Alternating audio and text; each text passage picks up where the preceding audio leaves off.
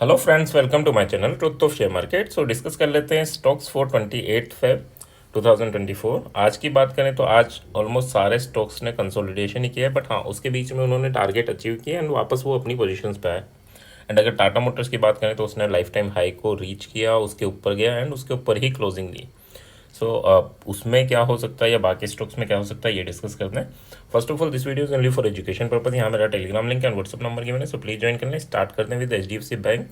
देखो 27 के लिए जो चार्ट हमारा बना था, क्योंकि यहीं था एंड उसके बाद आप लोगों ने यही लेवल थे, नीचे ओपन हुआ, वापस ऊपर आया एंड जब ऊपर आता है तो क्या होता है, वो ऊपरी लेवल को टच करता है, ऊपर टच किया एंड फिर वापस उसे फेल कर दिया। तो इसमें अगर आपने पोजीशंस बनाई होगी तो शायद आपके SL ही हिट हुए होंगे। क्यों? क्योंकि ये सरवाइव नहीं किया। बट कल के लिए क्या है, कल के लिए भी हमारी सेम प्लानिंग ही रहेगी। 1424 इसके ऊपर जाता है, फिर हम बाय करेंगे for this target 1434.5 and then 1445। ठीक है, यहाँ SL की बात करूँ तो SL आपका 1420 का लेके चलेंगे। ज़्यादा बड़ा SL नहीं, छोटे से SL, बट टारगेट बड़े के लिए प्लान करेंगे। ठीक है, 15.5 अगर ब्रेक होता है तो 1407 एंड 1398 तक के लिए प्लान करेंगे।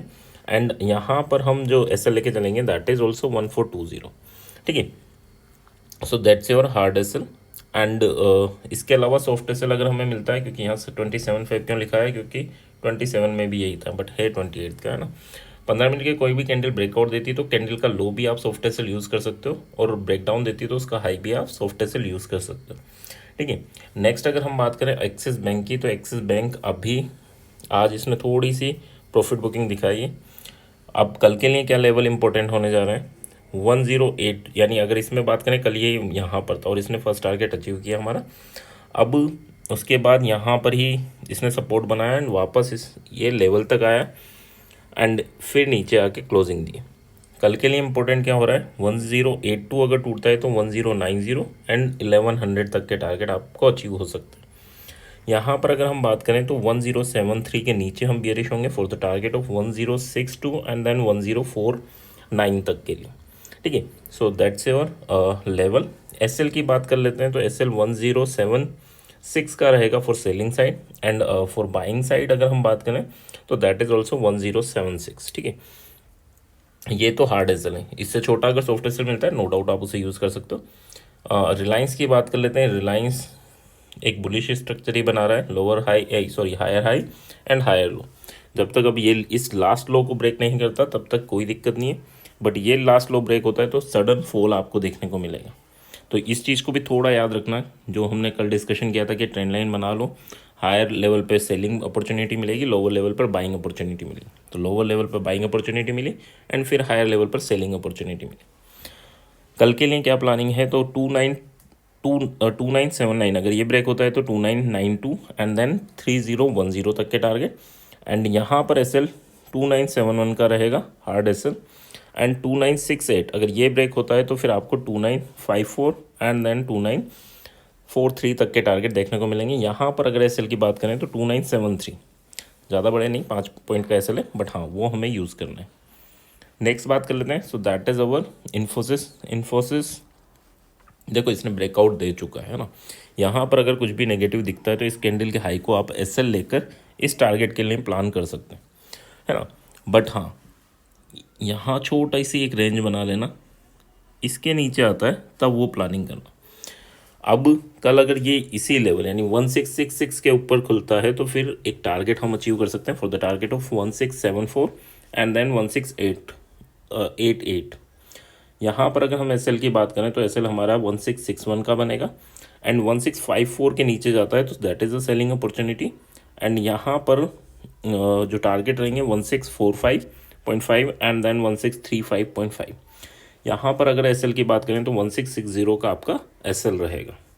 स्ट्रक्चर देखो, कंसोलिडेशन 2 दिन हो चुके हैं, सो अच्छे से छोटी सी रेंज में कंसोलिडेशन करते हुए, तो कल मोस्ट प्रोबेबली चांसेस रहेंगे कि ये हमें एक ब्रेकआउट दे दें। SBI की बात कर लेते हैं। SBI में क्या चल रहा है, तो SBI और कैनरा बैंक, है ना, दोनों पर एक न्यूज़ थी कि इनमें थोड़ा सा फ्रॉड देखने को मिला है।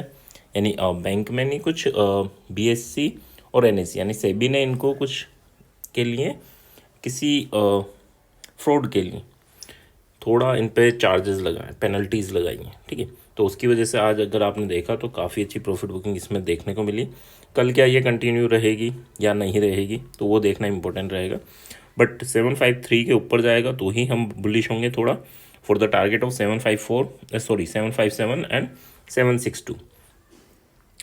अगर इसके नीचे निकलता है और यहाँ पर एसएल हम 752 का यानी 1 पॉइंट का ही एसएल लेके चलेंगे, ज़्यादा बड़ा एसएल नहीं। सेलिंग साइड की बात करें तो 748.3 के नीचे हम सेल करेंगे for the target of 741 and then 734। यहाँ पर अगर हम एसएल की बात करें तो एसएल आपका 750.5 का रहेगा, छोटा सा ही एसएल है, ज़्यादा बड़ा नहीं। नेक्स्ट अगर हम बात कर लेते हैं टाटा मोटर्स, जिसने आज हमारे दोनों टारगेट 754 हमारा सेकंड टारगेट था आई थिंक, बट ये सारे टारगेट अचीव करके इसके भी ऊपर चला गया ना। तो अब कल के लिए क्या है, 765 अगर टूटता है जो आज का हाई है तो आपको 772 एंड 780 तक के टारगेट देखने को मिलेंगे। 762.5 आपका एसएल रहेगा। 760.5 अगर टूटता है नीचे तो 754 एंड 748 तक के टारगेट आपको नीचे मिल सकते हैं एंड 763 का यहाँ पर आपका एसएल रहेगा। नेक्स्ट अगर हम बात कर लेते हैं so that is Adani. Adani भी क्या कर रहा है, वही higher high higher low kind of structure बना रहा है, तो इसमें भी आपको एक ट्रेंड लाइन बनाना ज़रूरी है एंड इसी ट्रेंड लाइन में नीचे सपोर्ट और ऊपर रेजिस्टेंस के लिए हमें प्ले करना होगा। सो अभी ये बाइंग रेंज में है, अच्छी वैल्यूज़ पे है और फिर ट्रेंड लाइन के ऊपर सपोर्ट पे जाता है तो फिर आपको सेल करना है, फिर नीचे आता है बाय करना है।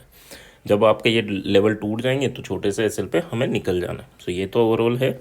लेवल वाइज देख लेते हैं, 3310 के ऊपर निकलता है तो हम बाय करेंगे for the target of 3345 and then 3390, ठीक है। यहाँ पर एसएल 3295 का रहेगा यानी ऑलमोस्ट 15 पॉइंट का, ठीक है। 3270 अगर टूटता है तो फिर आपको 3240 एंड देन 3210 तक के टारगेट प्लान कर सकते हैं। यहाँ पर अगर हम एसएल की बात करें तो 3285 का आपका एसएल यहाँ बनेगा, ठीक है। So that's about Adani enterprises. I hope यहाँ तक चीज़ें क्लियर होंगी।